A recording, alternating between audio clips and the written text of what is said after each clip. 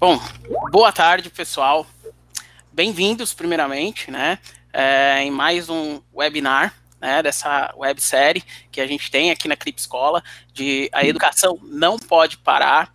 E hoje a gente está trazendo um tema que é um tema muito interessante, é um tema que dentro da Clip Escola a gente já vem discutindo por uma série de vezes, porque é um tema bem recorrente.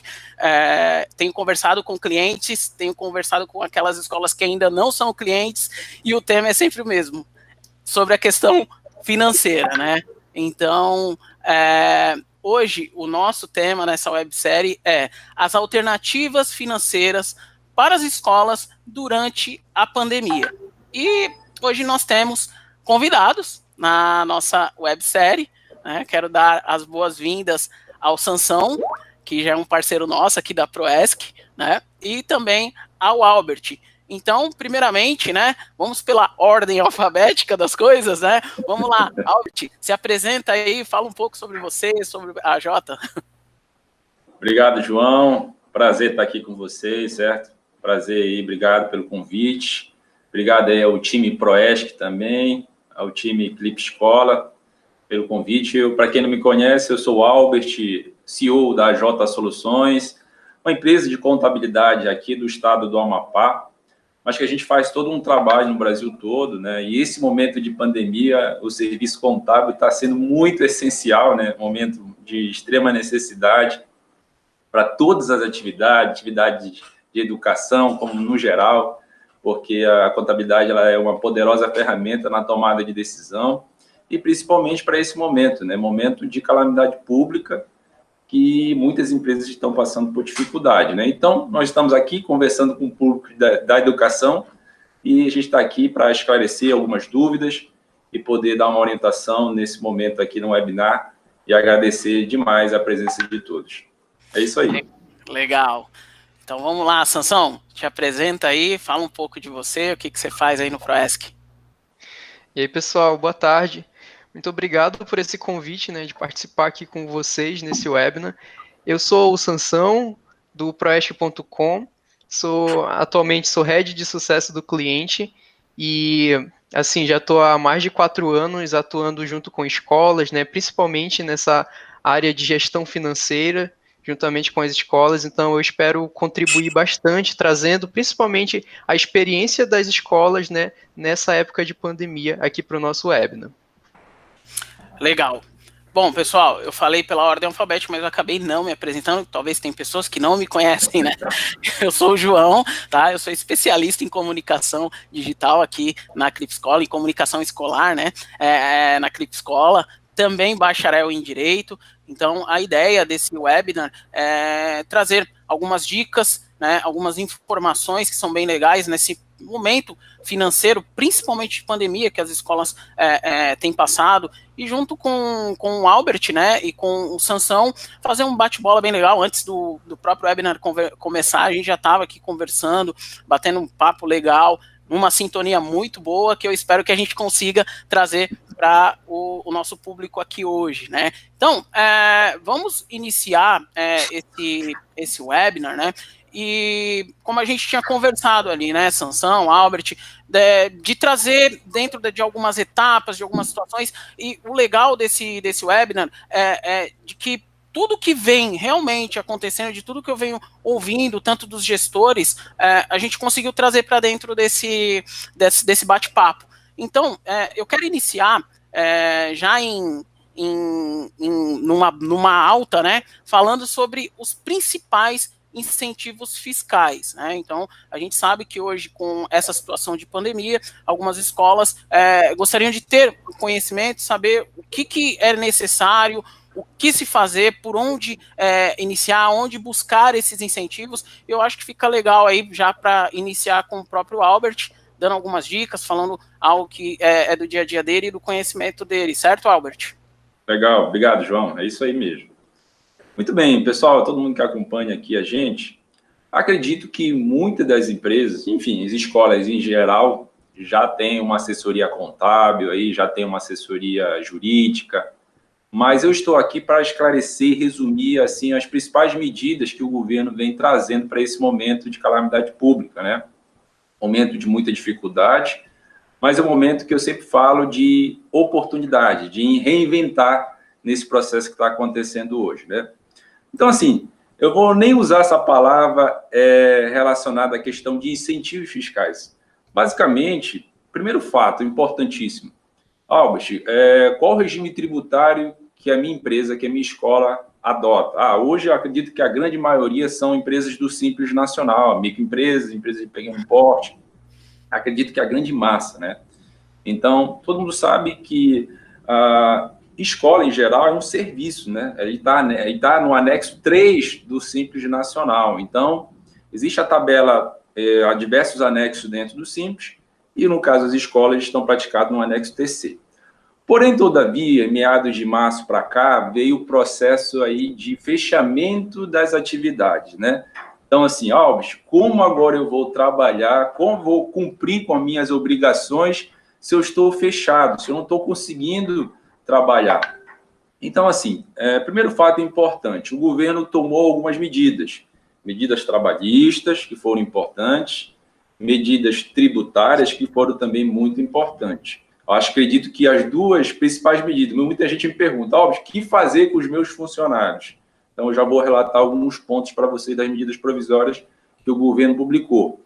E uma segunda medida é, Alves, os meus tributos, os meus impostos, os meus encargos, o que eu vou fazer com esse processo todo de obrigação que qualquer empresa tem que cumprir todos os meses.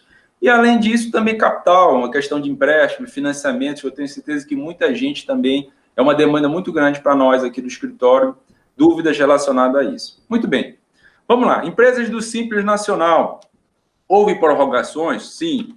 Qual foram as prorrogações? Então, empresas do Simples Nacional, período de março, abril e maio, que venceria sempre no mês seguinte. Então, março venceria 20 de abril, abril 20 de maio e maio para 20 de junho, todos foram prorrogados para final do ano, certo? Então, os tributos de março, abril e maio vão ser pagos em outubro, novembro e dezembro, tá? Esse é o primeiro ponto.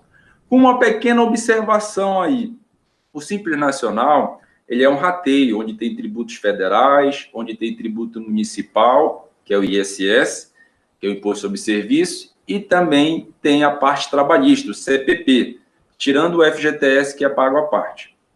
Somente esses tributos federais que vão ser pagos para o final do ano. Como eu disse, outubro, novembro e dezembro, tá? Então, você tem um prazo um pouquinho maior referente ao fato gerador de março, abril e maio, tá? Lembrando que nós estamos em junho, mês passado foi mês de junho, agora em julho já vai vencer. Até então, o governo não prorrogou o mês de junho, mas a pandemia está aí ainda. Então, muitas atividades estão com dificuldades.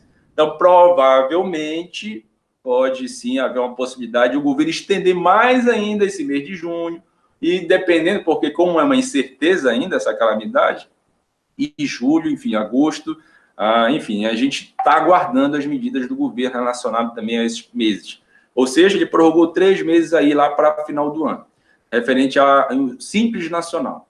Porém, todavia, o ISS, que é o Imposto de Competência Municipal, ou seja, cada município que você trabalha, cada escola, aqui a gente está fazendo uma live aí para todo o Brasil, então cada escola aí que se trabalha com o município, né, recolhe também a parte dentro do Simples, o ISS.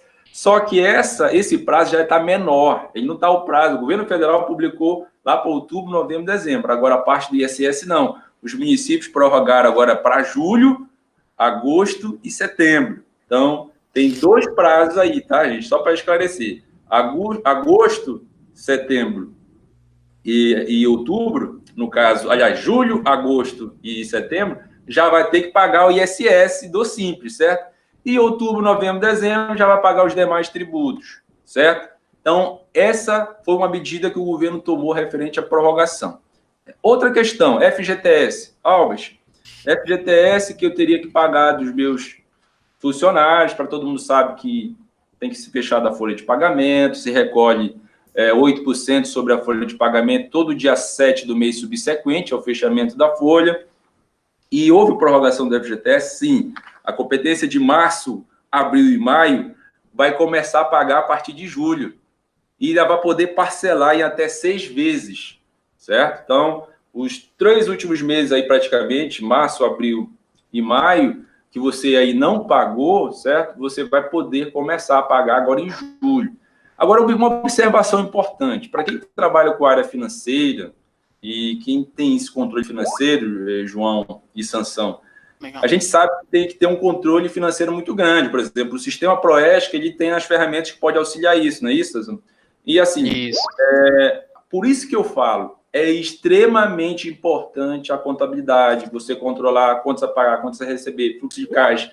Aí eu faço um questionamento aqui, uma pergunta. Vocês controlam a parte contábil de vocês? Escolas em geral estão preocupados apenas com a educação e também com a administração da escola? Então é muito importante. Isso é um questionamento que eu quero aqui fazer, porque assim, se você, no momento que você, lá no início do ano, ninguém sabia que a pandemia ia acontecer, né? Então, aconteceu. É um fato aí que aconteceu que ninguém esperava. Muito bem. Você sentou aí com a diretoria, remontou o seu cronograma, remontou o seu fluxo de caixa, remontou todo o processo, desenhou os possíveis cenários que estavam acontecendo, renegociou dívidas, contratos. Isso tudo é possível para esse momento de calamidade pública se fazer. Até porque a gente não sabe. A gente tinha um orçamento previsto de recebimento de mensalidade, porque aqui a gente está falando de educação, né? Mas agora, como é que está acontecendo, Fácil? Será que estão recebendo? Será que a nossa taxa de inadimplência aumentou ou não? Como é que está acontecendo esse fato? Mas as minhas obrigações, os meus custos fixos, as minhas despesas, elas aqui estão mantendo o tempo todo. Será que eu vou ter condição de fluxo de caixa para conseguir pagar todas essas despesas? Então, muito cuidado com isso. Esses prazos foram prorrogados, sim. Mas lembrando, você tem que complementar na sua planilha de custo que vai acontecer daqui para frente, ou seja, você vai ter o do mês vigente e mais o mês que foi prorrogado, ou seja, você vai ter 2 parcelas para cumprir. Então, a gente tem que ter muito cuidado, muita cautela nesse momento para analisar a questão financeira. Por isso que a contabilidade, por isso que um bom sistema, por isso que um controle financeiro, orçamentário da sua empresa, da sua escola, é extremamente importante. Muito bem. Saindo dessa esfera aí de prorrogações, houve prorrogação de Simples, INSS também houve prorrogação, FGTS também houve prorrogação. É interessante a gente falar aqui sobre a questão trabalhista, certo? O governo, ele publicou algumas medidas provisórias, certo? Eu vou caracterizar 2 medidas que eu considero muito importantes. A medida provisória 927 e a medida provisória 936. A 936, que foi promulgada dia 1º de abril, trata de 2 assuntos super importantes, gente. Suspensão de contrato e redução de jornada de trabalho. Muita gente me pergunta, Alves, o professor está trabalhando ou não está? Gente, os funcionários da escola têm atividade que realmente está fechada. Não está funcionando, então tem a área administrativa da escola que não tem como trabalhar. O que eu vou fazer com o funcionário? Eu tenho a possibilidade de demitir, tenho a possibilidade de dar férias, tenho a possibilidade de suspender o contrato, tenho a possibilidade de reduzir o contrato. Tudo isso você tem possibilidade, certo? Vamos lá trabalhar nessas 2 possibilidades, redução e suspensão. Muito bem, o governo ele te autorizou por até 60 dias tu suspender um contrato funcionário por esses 2 meses. Ou seja, durante esses 2 meses, o contrato funcionário fica suspenso e quem vai pagar o salário do funcionário vai ser o governo. Isso chama auxílio do bem, certo? E esse valor de salário é com base na média do seguro-desemprego. Isso é uma coisa importante. Muita gente pergunta, eu vou ganhar o mesmo salário que eu ganhava antes? Não, existe uma média com base no seguro-desemprego, certo? Grosso modo, digamos que eu ganhava uma faixa de R$2.000, a média do seguro-desemprego, o cálculo que eles estipulam na fórmula, é em torno de 70% a 80% do que eu ganhava na média. Então, vou ganhar R$2.000, agora eu vou ganhar em torno de R$1.700. Mas, pelo menos, naquele momento paliativo de força maior, eu vou estar ganhando o salário, certo? E a empresa vai ter aí aquele probleminha financeiro daquele período, pelo menos durante aqueles 2 meses aí, uma folga no seu caixa para poder suprir as suas obrigações. Isso é um primeiro ponto. Segundo ponto, Alves, eu posso reduzir a jornada de trabalho do funcionário? Sim, é possível. Você pode reduzir em 3 formatos. 25%, 50% ou 70%. certo? Então, hoje, o trabalhador, digamos aí, trabalha aí, tem um contrato de trabalho de 220 horas mensais, 44 horas semanais. Se eu vou reduzir 50%, ele vai trabalhar 110 horas mensais. Mas, Alves, 110 horas mensais vai reduzir a carga horária de trabalho dele, mas também vai reduzir o salário pela metade. Importante falar isso. Mas, Alves, e o restante da outra metade? O governo ele vai suprir, ele vai pagar o restante também com base na média do seguro-desemprego, certo? Então, uma informação importante. Alves, eu vou ficar desamparado aí durante esse período. Uma coisa importante também. A redução, eu falei que é até 60 dias. A suspensão de contrato é até 60 dias. Agora, a redução de jornada pode ser por até 90, ou seja, tem mais um mês. Mas, Alves, quem está aí já desde... Calamidade está desde abril, então já passou abril, passou maio, nós estamos em junho. O que vai acontecer aí? Infelizmente, já foi aprovado, na verdade, infelizmente já foi aprovado no Congresso a prorrogação por mais 2 meses de suspensão, mas ainda falta sancionar, certo? É uma questão importante. Não foi publicada, falta o presidente sancionar e, consequentemente, já publicar essa norma aí para poder ser suspenso mais 2 meses, até porque a gente sabe que a calamidade ainda não passou. Enfim, o momento que a gente está vivenciando hoje ainda é muito sério. Então, assim, medidas relacionadas à questão trabalhista, principal, redução de jornada, suspensão de contrato. Além disso, a medida provisória 927 trouxe também a possibilidade de você dar férias para o funcionário sem ter o aviso prévio, né? Sem necessidade. Antigamente, você tinha 30 dias antes para você chegar com o funcionário e dar o aviso. Nesse momento de calamidade pública, não é necessário. Você vai lá, avisa o funcionário, olha, vou lhe dar férias durante esse período, porque é um momento agora de calamidade pública. Então, a MP 927 autorizou. Outra questão é banco de horas, entendeu? Há necessidade hoje de até o funcionário dever à empresa o banco de horas. Digamos que você pague para o funcionário ficar em casa. Quando voltar a trabalhar, ele vai ter que compensar isso para ti, certo? Então, agora é o funcionário que vai te dever horas e vai te pagar. Então, assim, a lei trouxe algumas possibilidades para suprir a esse momento de necessidade, calamidade pública, certo? Agora, a gente sabe, isso houve impacto, sim, econômico, financeiro para muitas empresas, que eu considero crucial você fazer contabilidade, controlar financeiramente a sua empresa, controlar fluxo de caixa, rever política de crédito, isso é muito importante, renegociar com seus credores aí, por exemplo, aluguel, enfim, prestadores de serviço, o que for possível negociar, certo? Até porque a estado de calamidade pública é um momento, sim, para você ter a possibilidade de negociação. Lógico, ninguém quer esperar a esfera judicial, né? Por enquanto, ainda a esfera administrativa.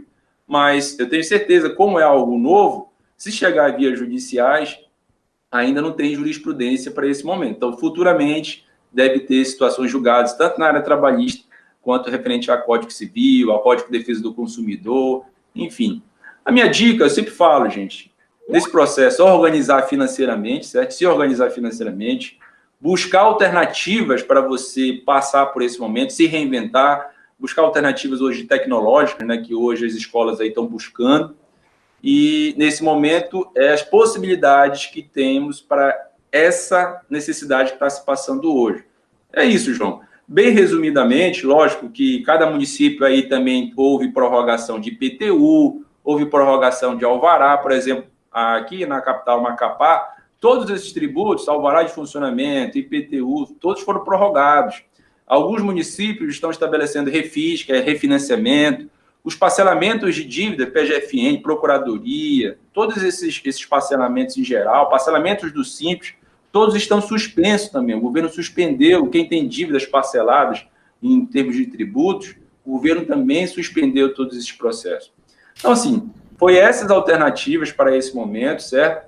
Está tramitando, inclusive, uma PEC aí para grandes escolas, né? Para quem tinha faturamento acima do Simples, acima do ME, EPP, não era do Simples, vai haver a possibilidade ainda esse ano você voltar ao Simples, certo? Isso é uma novidade, inclusive. Está tramitando uma PEC, certo? Ainda não passou, mas estão considerando aí a possibilidade das empresas que caiu muito o faturamento nesse momento de pandemia se reenquadrar no Simples, já que ele tinha esse tamanho e agora está desse tamanho, então ele pagar uma carga tributária menor, né? Porque a empresa do Simples paga uma carga tributária menor. É muito importante isso. Outras questões, por exemplo, aqui em Macapá é uma área de livre comércio. Então, existem questões judiciais que é possível você acessar. Uma delas, inclusive, é o PIS/COFINS. Existe uma discussão aqui local, muitos advogados estão ganhando.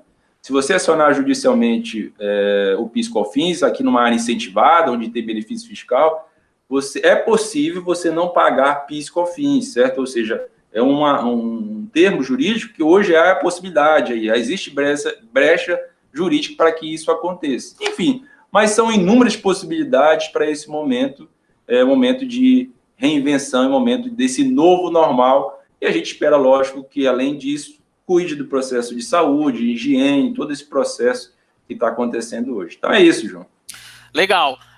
Fica bem entendido, né? E foi até um tema que eu e o Sansão tava conversando, né? E a gente falou, olha, eu espero que quando o Albert começar a falar que a notícia seja boa, que realmente na suspensão do contrato existe a possibilidade, né, de você ter esse incentivo, esse auxílio emergencial, né? Então isso é uma coisa bem importante. E lembrar, ratificar o que o Albert falou, que existe uma prorrogação fiscal e não uma remissão. Então não tem aqui perdão de dívida fiscal, tá? E que cada ente público, né, seja a União, estados e municípios, cada um que tenha a sua competência fiscal, né, que possa fazer uma prorrogação ou, quem sabe, até uma remissão. Isso depende. Vou acrescentar um fator também, João. Desculpa aí. Pode falar. As próprias empresas do Simples, ela tem 2 regimes de recolhimento. Ela tem regime de competência e regime de caixa. É importante a gente falar isso. O que significa isso, gente? Regime de competência, você paga um imposto na competência do seu fato gerador. Por exemplo, fato gerador junho, fechou a sua receita R$100 mil em junho, independente se você recebeu R$100 mil ou não. Foi faturado, você informou isso para o fisco, R$100 mil, independente de receber ou não. Quando for dia 20 de julho, você já vai ter que pagar o imposto. No regime de competência. No regime de caixa, não. É pelo recebimento. Então, ou seja, se eu faturei 100 mil, mas recebi nada, eu vou informar que eu faturei 100 mil e não recebi nada, e não vou pagar nenhum imposto. Certo? Por isso que eu te digo, você paga o imposto pelo recebimento no regime de caixa. Regime de competência, não, pelo faturamento.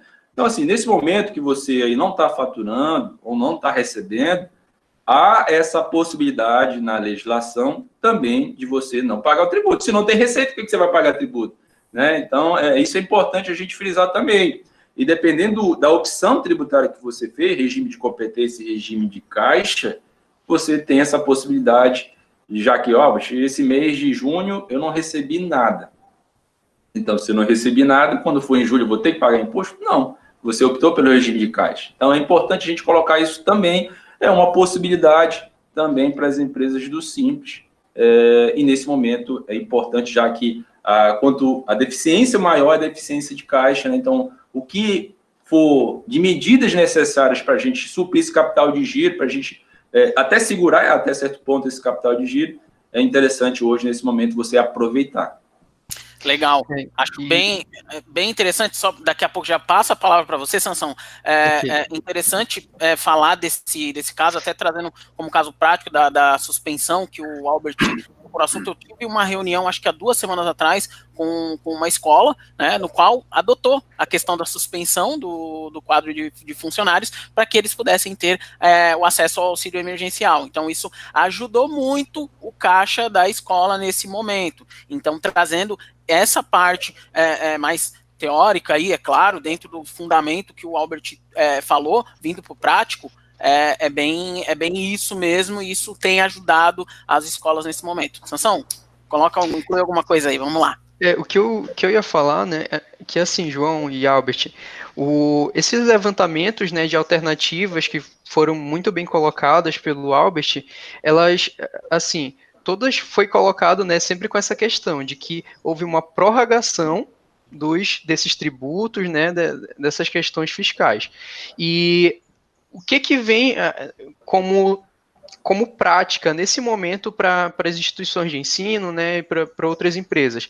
Elas devem se programar, né, se planejar para conseguir fazer esse pagamento, né, ou talvez conseguir uma outra alternativa, né, logo aqui a partir de julho, né, que foi muito citada pelo Albert, que logo em julho já tem alguma parcela para ser paga, né, um tributo que vai voltar ali como uma despesa para essas escolas.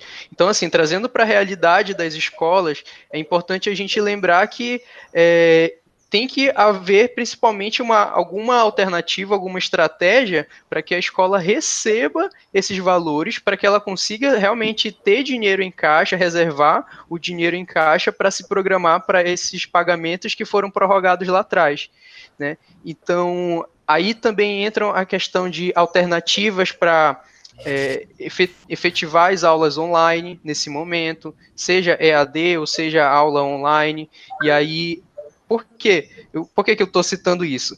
Apesar de essa ser a alternativa mais viável, que está assim logo como uma primeira opção, muitas escolas ainda não estão seguindo essa alternativa, né? Muitas escolas não conseguiram ainda se adaptar, se reinventar a esse método de trabalho, e isso está fazendo com que ela fique somente parada, né, sem buscar uma outra alternativa, uma outra estratégia.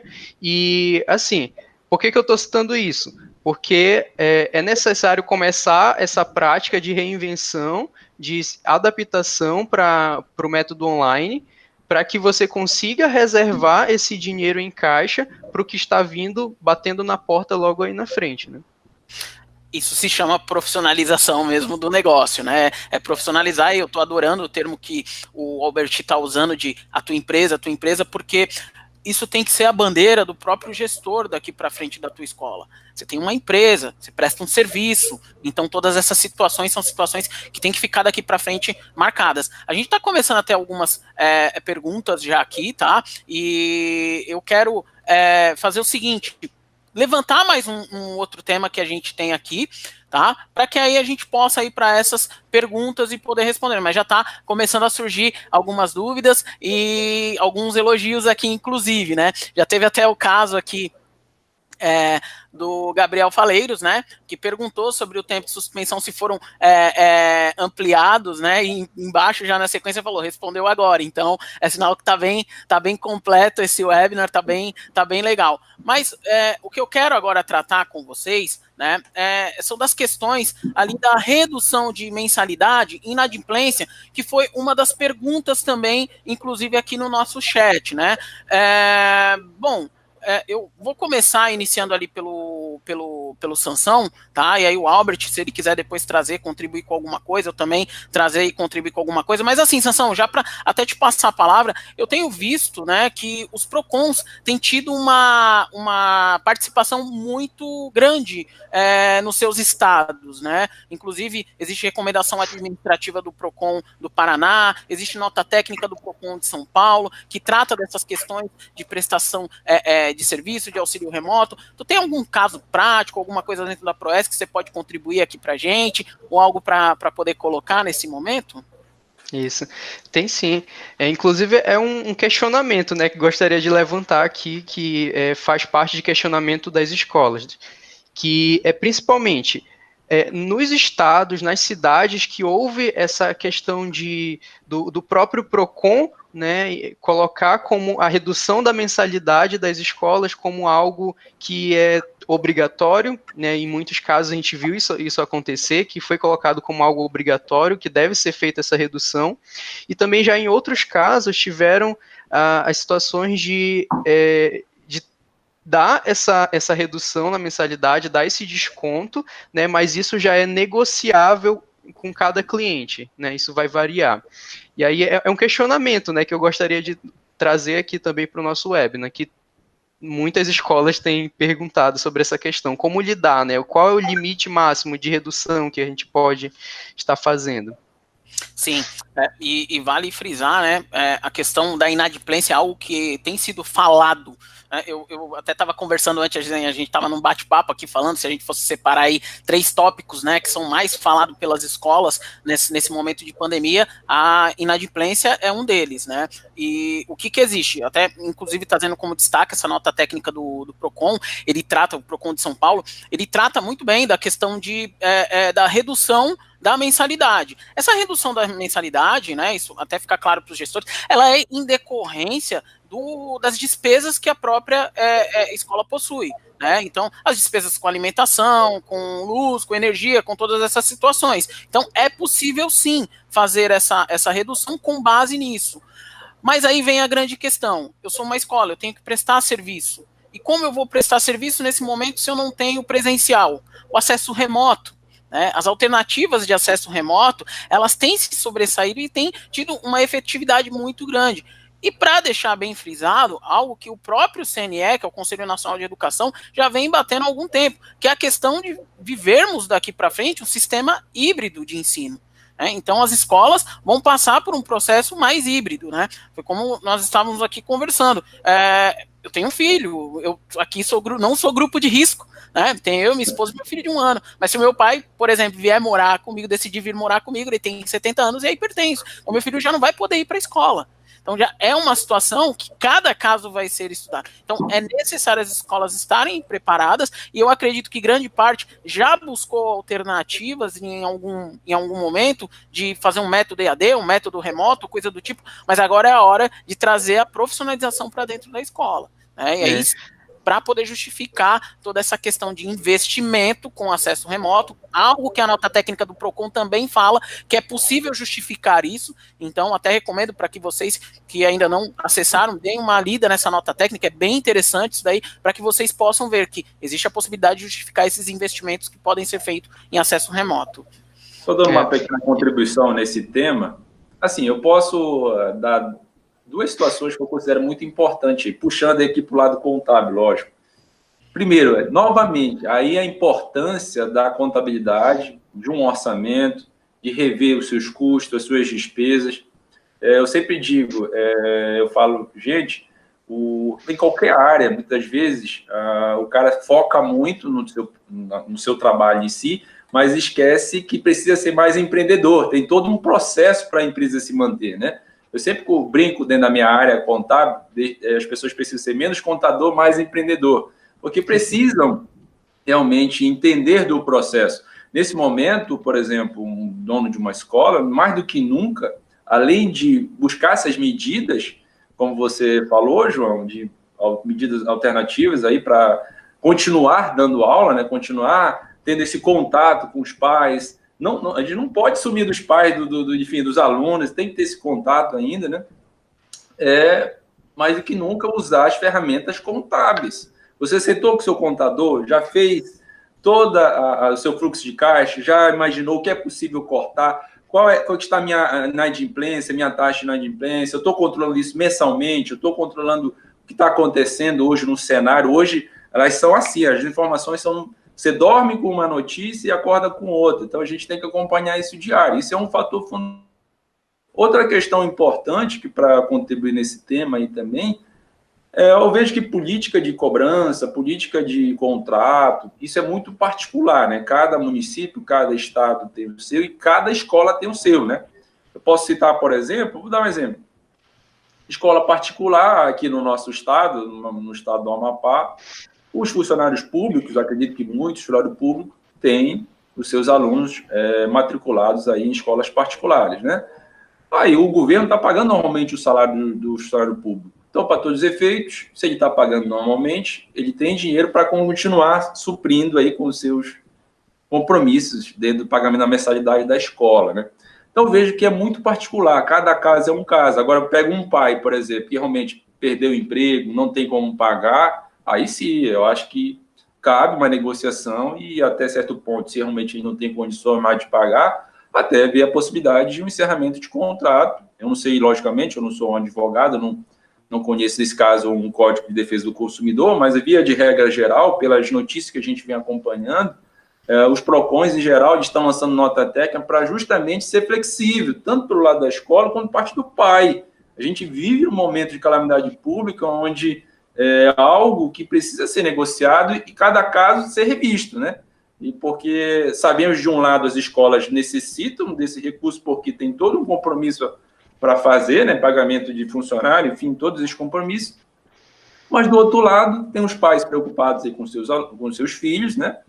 Mas se o pai ainda tem condições de pagar, até porque as escolas vão ter que suprir essa carga aí, eu tenho certeza, aí o MEC deve lançar normativas, enfim, vão ter que suprir essa necessidade, porventura, mas o meu filho não está estudando, mas com certeza lá na frente as escolas devem repor, enfim, devem criar uma grade nova grade curricular aí para suprir essa necessidade. Então, assim, bem resumidamente, a minha contribuição relacionada a isso, lógico, é uma decisão muito particular de cada escola e de cada caso, respeitando o contrato, porque tudo é com base no contrato. Se existe um documento, um contrato deve ter todas as normas falando, não sei se existe lá no seu contrato uma cláusula falando em caso de calamidade pública, não sei se o contrato de vocês tem previsão legal para isso, certo? Mas se não tiver, acredito que como é um momento que está acontecendo fortuito, é um momento de extrema necessidade... Força maior, né? Justamente, força maior, acredito que deve haver uma flexibilidade nesse processo para ambas as partes. Existe. É até interessante... Gostaria. É até interessante a gente trazer aqui, né, principalmente para as escolas que ainda não estão aplicando essas alternativas, né, como foi o caso que o João citou, né, do filho dele. É interessante porque a gente tem cases, né, aqui no Proesc, a gente tem cases de escolas que logo no início da pandemia começaram a buscar essas alternativas, e aí, principalmente aquelas que chegaram, né, falando, olha, eu sei que a inadimplência vai aumentar nesse período, ou depois que já começou a acontecer, né?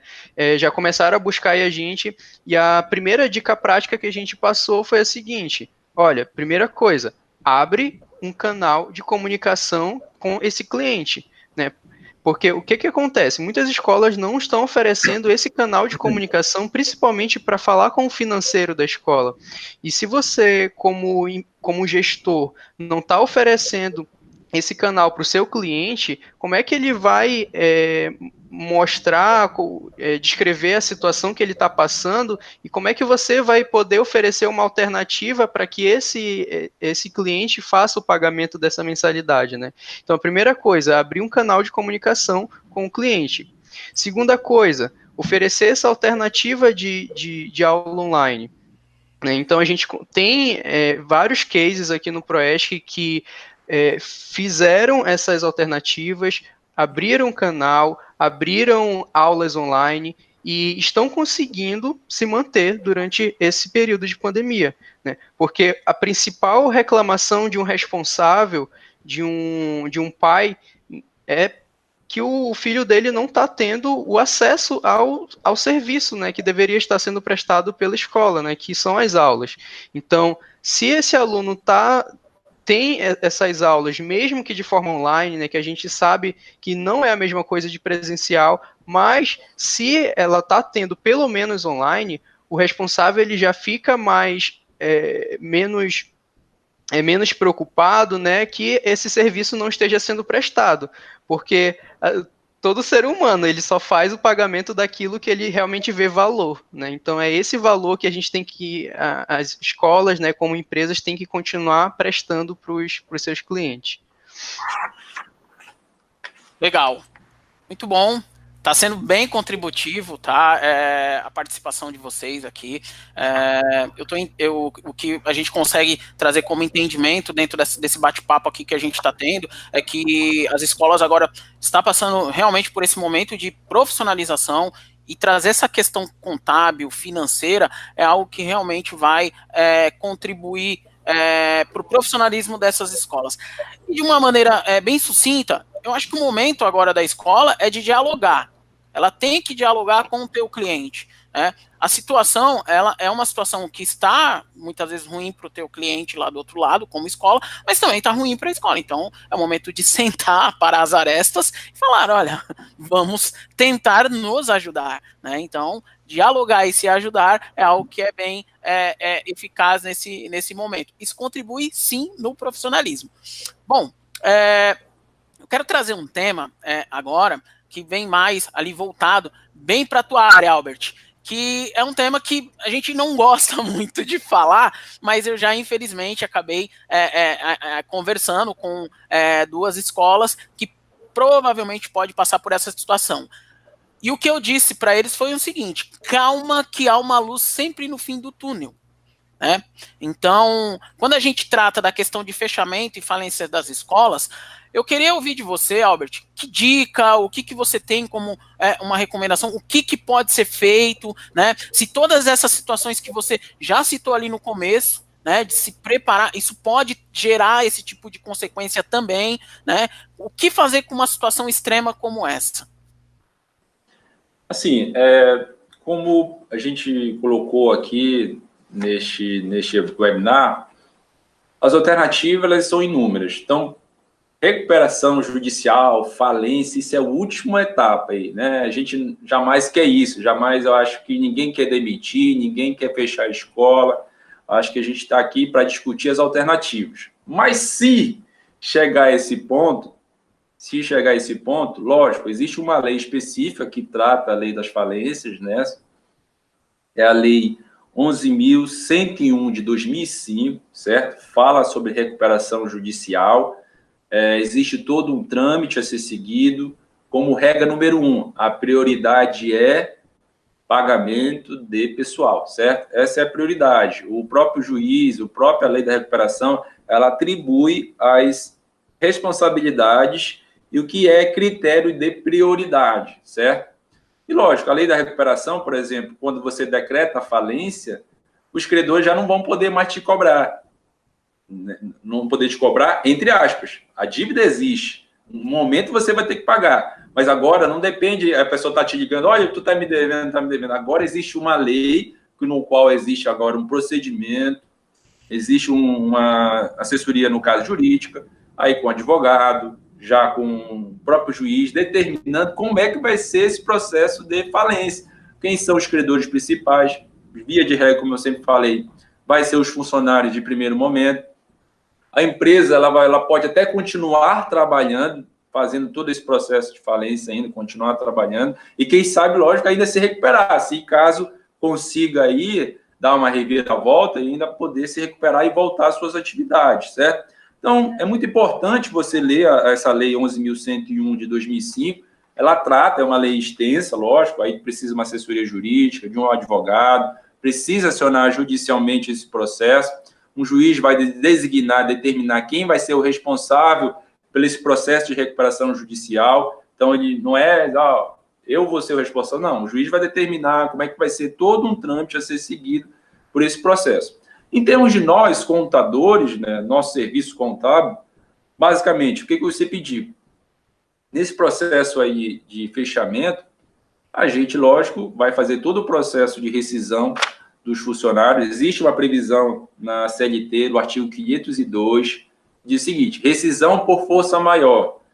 Para ser formalizado, deve recorrer perante a Justiça do Trabalho, sendo aplicável em caso de extinção de empresa ou estabelecimento referente a que venha a ser admitida a possibilidade de calamidade pública. Tá? Então, nesse caso, nós estamos em calamidade pública, está sendo decretado esse processo de força maior, certo? A MP 927 decretou a força maior, estamos vivenciando nesse momento.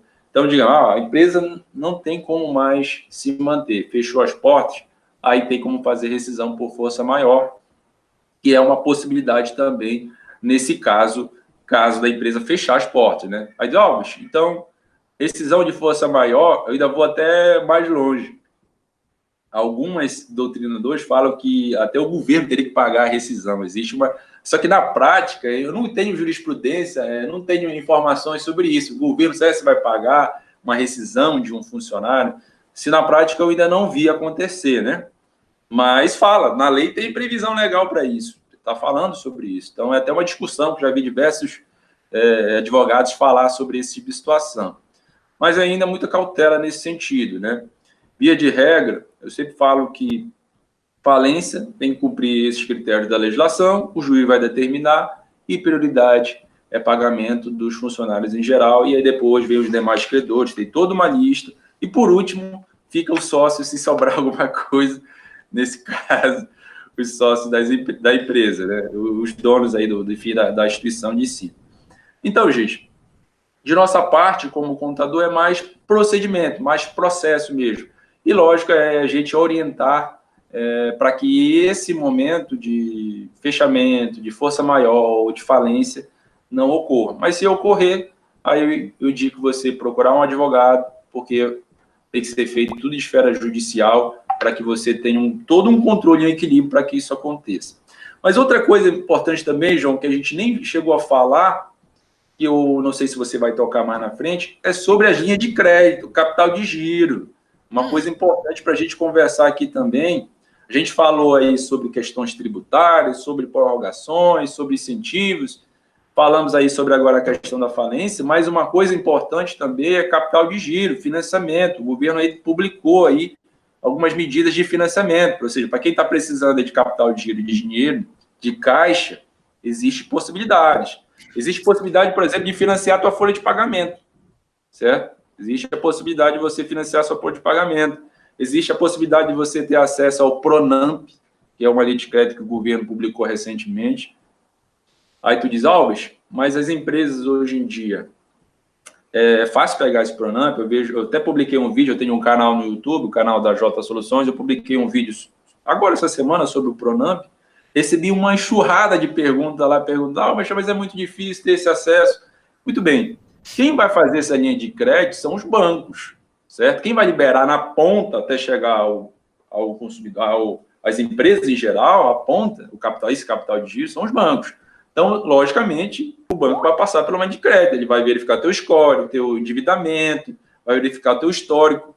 Lógico, você não vai aproveitar esse momento se você tem uma série de dívidas, uma série de situações, até antes da pandemia, que aproveitou a pandemia agora para carregar junto, e usar assim, não, meu endividamento está aqui, ó, e o banco vai fazer todo o score bancário e vai olhar, ó, você não tem condições de fazer esse financiamento. Então, tudo isso vai ser analisado, lógico. Mas o que está sendo, nesse momento, importante é que nessas linhas de crédito, financiamento, ela está tendo carência, tem carências aí até 8 meses para você, ou seja, só vai começar a pagar ano que vem, tá? Então, você tem aí o dinheiro para esse momento. Você pode parcelar até 36 vezes, que é uma possibilidade também bacana, mas o principal que eu considero isso tudo, essa linha de crédito barata, tá? Porque a taxa de juros, essas taxas de juros referente a Pronamp, a capital de giro referente a pagamento da folha de pagamento. Aqui na nossa região norte, o Sansão conhece, existe o Banco da Amazônia, né?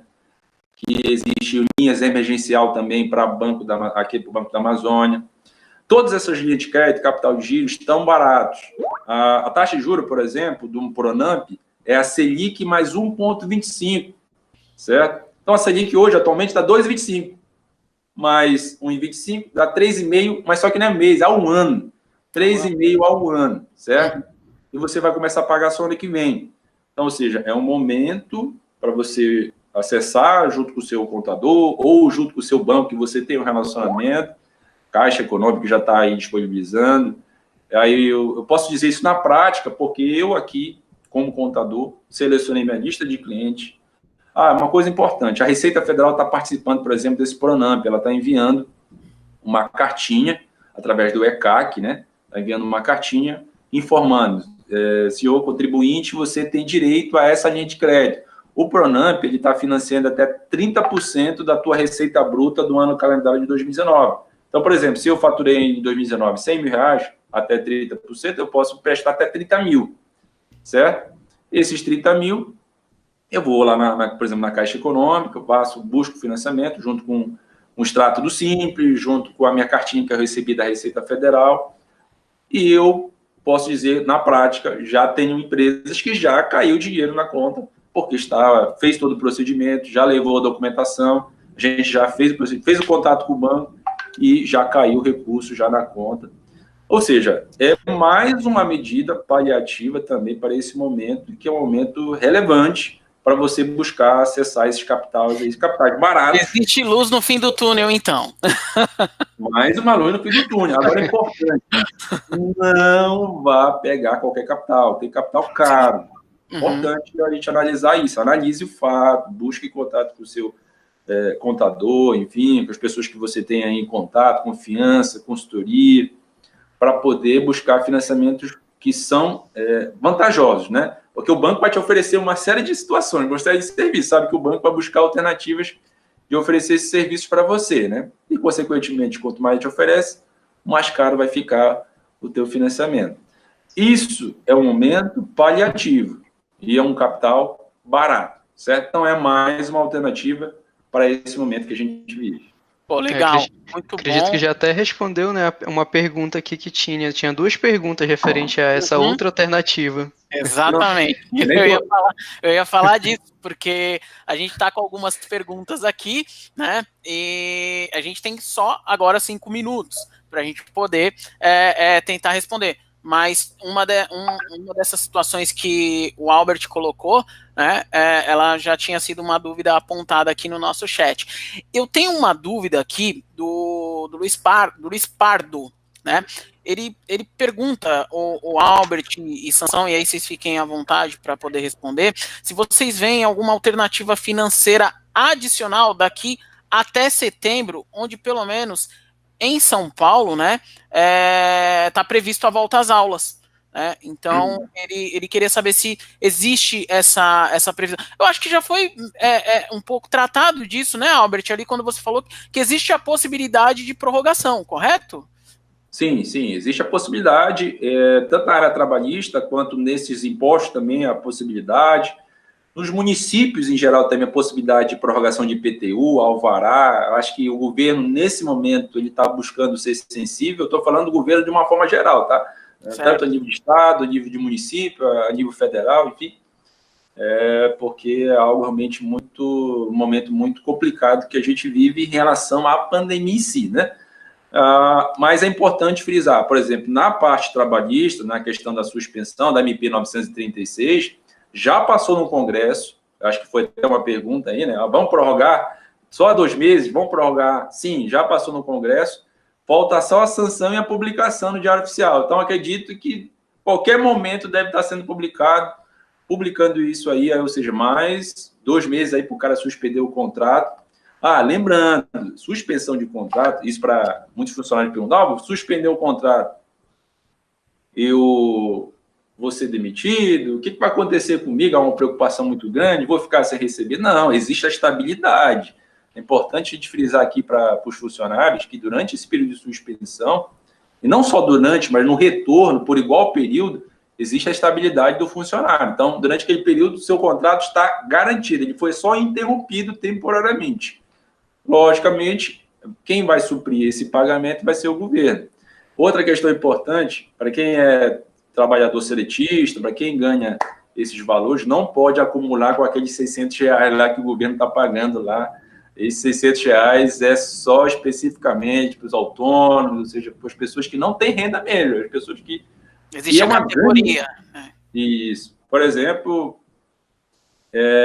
tem um caso que aconteceu aqui com a gente, bem rapidinho, ele tinha 2 trabalhos, ele dava aula, ele era funcionário público, certo? E nesse caso específico, como ele é funcionário público, ele não tem como acumular. O governo não vai pagar o benefício para ele, certo?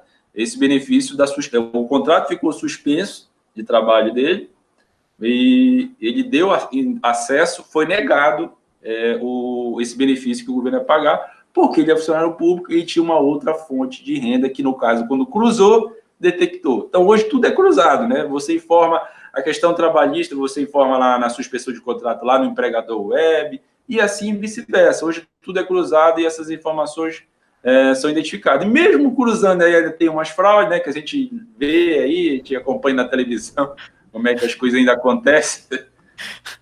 E no caso, Albert, essa observação que você fez, eu acho que ela já até se enquadra na pergunta da Fabiola Soller, que pergunta se o caso do professor ter cargo administrativo na rede pública, se entra na redução e como poderia ser feito. Então, acredito que não pode fazer, né? Não pode. Seja até engraçado. Eu estou falando, eu nem estou vendo as perguntas, estou conversando com vocês, já foi respondida. Sinal que está bem completo. Mas, assim, eu tenho uma questão do Silvio Vilela Júnior, que eu acho que é bem importante, que é bem voltada para ti também, tá, Albert? Que é a questão da opção pelos regimes, né? Como optar pelos regimes? Quais vantagens e desvantagens? Legal, uma pergunta muito bacana, isso aí. Inclusive, é a minha área. Eu sou especialista na área tributária, né? Assim, primeira coisa, a opção do Simples Nacional para empresa em andamento, certo? Ela é sempre feita no início do exercício, ou seja, lá em janeiro. Se você optou pelo Simples Nacional lá no início de 2020, você vai trabalhar dentro do Simples Nacional no exercício de 2020, certo? Você só vai desenquadrar no Simples se você crescer muito no ano, aí, porque o Simples tem limitações. Sim. Por exemplo, o Simples é quem fatura até 4.800.000 ano, né? Esse é um ponto importante. Então, digamos que você deu um boom lá e já mudou, já no outro mês para 10 milhões de faturamento, aí você já pode desenquadrar do Simples. Esse é um ponto para esclarecer aqui. Então, assim, Alves, eu tenho a opção de optar pelo Simples Nacional, tenho a opção de fazer pelo lucro presumido, tenho a opção de fazer pelo lucro real. Todos esses regimes tributários é possível? Sim, é possível você trabalhar com a sua atividade de educação, com a sua escola, certo? Eu acredito que 99% das escolas do Brasil trabalham no regime do Simples Nacional. Trabalham com micro e pequenas empresas, né? Empresas de ME e EPP, né? Que ME até 360 mil, EPP até 4.800.000, certo? Existe o MEI, mas o MEI não é para a nossa atividade de educação, tá? O MEI é para ambulante, existe... É muito difundido também o MEI, mas não é o caso aqui para a educação, certo? Que é bem pequeno, né? Quem fatura até 81 mil ano, então é um faturamento em média de 6, 7 mil por mês, então é bem baixo. Informação importante essa, né? Até porque o MEI, se for pegar a lei do MEI, a atividade, o KNAI, né, a atividade de educação, ela é proibida. Então, eu quero encaixar minha escolinha no MEI. Não é possível, a não ser que você burle, ou seja, eu vejo, mas eu tenho uma escola ali que está no MEI. Bem, tem alguma coisa esquisita, mas a lei, ela proíbe isso, certo? Então, assim, você está com o seu contador, fazer análise tributária, quanto você vai pagar no Simples de carga tributária, quanto você vai pagar no presumido e quanto você vai pagar no real, é essencial, porque tem diferença, e muita. Você tem que fazer essa análise. Pegar o teu faturamento, pegar as tuas despesas, pegar, enfim, toda a tua contabilidade, fazer a projeção no ano todo, fazer a análise tributária, o planejamento tributário no ano todo, para você identificar quanto você vai pagar de carga tributária em cada regime. Quanto vou pagar no do Simples, quanto vou pagar no presumido, quanto vou pagar no lucro real. Por exemplo, todo mundo sabe que o município do Brasil existe mais de 5 mil municípios. Pode ser que tenha um município que o ISS, que é um imposto de competência municipal, seja menor do que outro. Isso é planejamento tributário. Olha, em São Paulo acontece de muitos municípios se interligar, né? Então, atravessa uma rua, aqui o ISS é 3%, aqui é 5%, quanto eu vou fazer, eu só vou atravessar a rua. Então, tem que ser emaranhado. Tem que ser analisado todos os casos, certo? Uhum. Então, o planejamento tributário é uma maneira também de economia tributária, economia de caixa financeira. Se você fizer o planejamento adequado, eu tenho certeza que você vai ter economia e, consequentemente, não estou te falando de pouca coisa, muita coisa. Isso tanto na esfera federal, na esfera municipal, na esfera estadual e também na esfera trabalhista, tá? A esfera trabalhista, porque todo mundo sabe que eu acho que talvez o peso maior de uma escola é os encargos sobre uma folha de pagamento que ele tem que pagar, né? Exatamente. Ideal, porque quando você faz um planejamento contábil, isso vai contribuir na tua engenharia financeira, com certeza. Bom, pessoal...